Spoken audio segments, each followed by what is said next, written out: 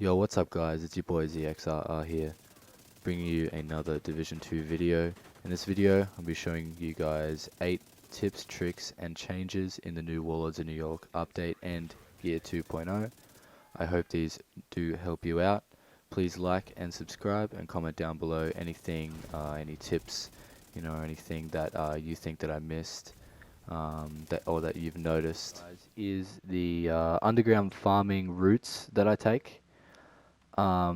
These are beneficial for credits and even loot. I've actually gotten a couple of good items through just going in the underground every day and picking up the boxes and things, and it gives a lot of steel and all of those good things that you need to craft and stuff.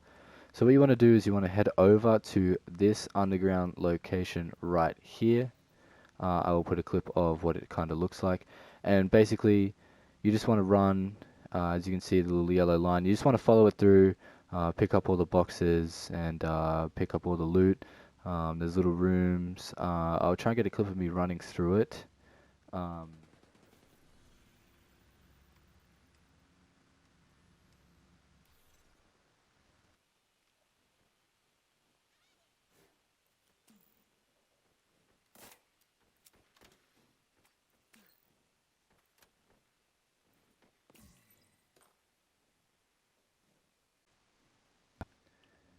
there's also this spot over here, this next to a big kind of coliseum type thing. You go into this underground here. I'll show a picture of me kind of running through this or being in the entrance. The entrance is a little hidden to this one, but it still gives very good loot.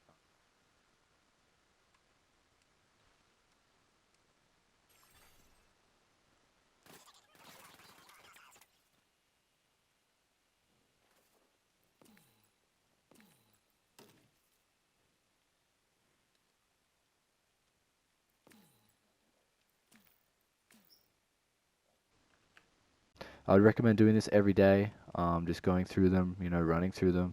If there's any more to find or to do let me know. I believe this one is quite a good one too.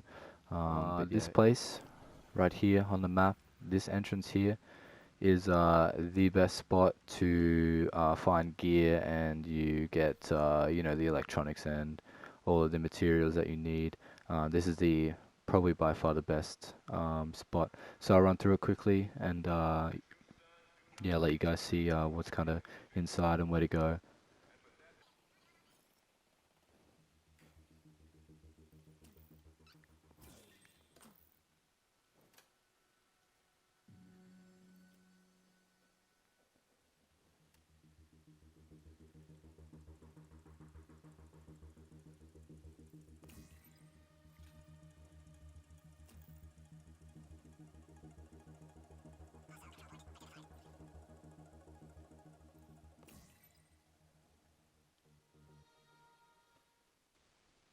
This room right here usually gives me good loot from what I've seen.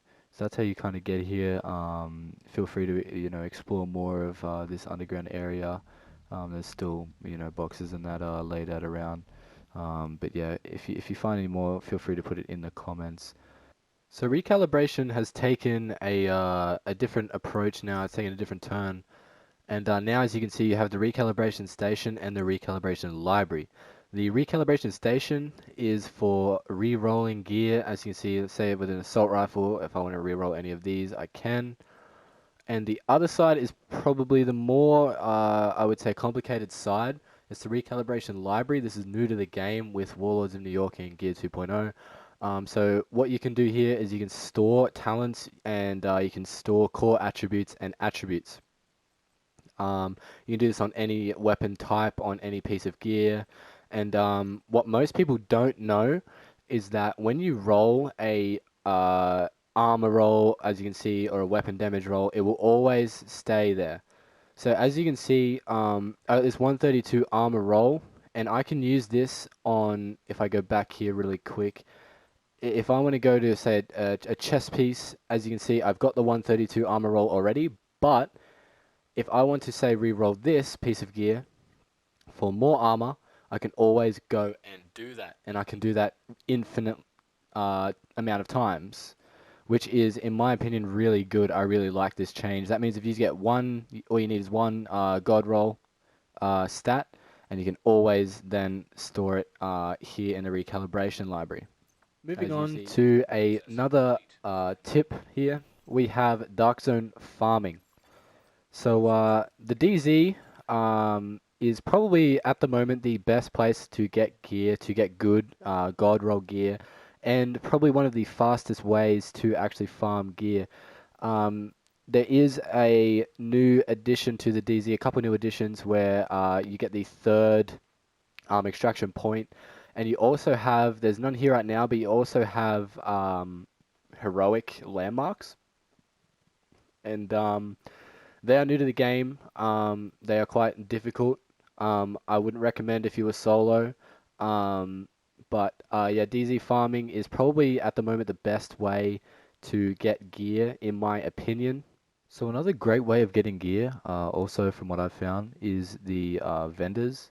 Specifically, the clan vendor, as you can see here, sells gear sets. As you can see, it sells named weapons, and sells some pretty good overall gear. As you can see, there's a lot of like pretty high rolled gear here. Also, the Dark Zone vendors sell this same kind of stuff. Um, they're selling Striker right now and stuff like that. That's another really good spot to buy good gear. It's also taken a pretty big nerf. What most people don't know about crafting now is that if you were to craft something, as you can see, I guess I can just do an example here. If I was to craft the Savage Wolverine will come out with 10% assault rifle damage, 8% health damage, and swap speed. If I was to then craft it again, as you can see, the stats go down. If you continuously craft weapons and gear, from what I've seen, it will stay down or go down by 1% after the first roll. Another thing that has changed in Warlords of New York is the armor and damage. Armor and damage has changed a lot. As you can see, my SMG here has 82.1k total damage. This is very different compared to what it was before. It was very low. And you may be looking at my armor also at 1.1 million. And the damage that I have is quite high. It's quite good damage, but the armor is actually quite squishy.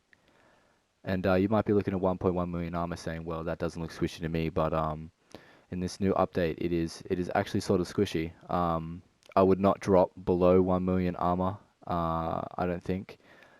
And I'd say a comfortable armor, where you're a bit tanky, you're survivable, is probably about 1.4 million.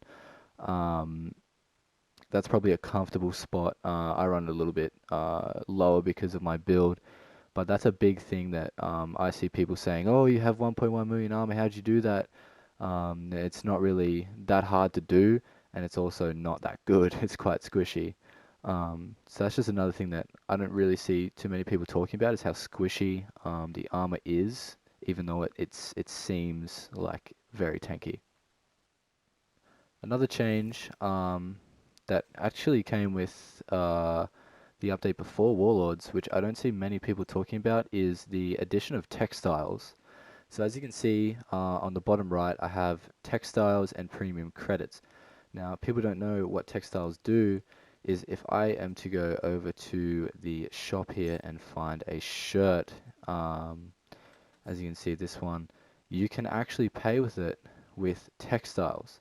The way you get these textiles is through opening the apparel caches. So you open these ones up right here. I'll see duplicates will give textiles, and new equipment, new vanity items will not give textiles. I'll see if I can get a duplicate. As you can see, I got a duplicate here, and I got 115 textiles for that, which then means you can go over, and something that you would usually pay real money for, you can then buy with textiles. As you can see, completely free. So that is going to be all the tips and tricks I have today for this video. Let me know if I missed anything or there's any cool tips or tricks that you know of. Feel free to put them in the in the comments, comment down below, and make sure to like and subscribe on this video. And I will see you guys in the next video.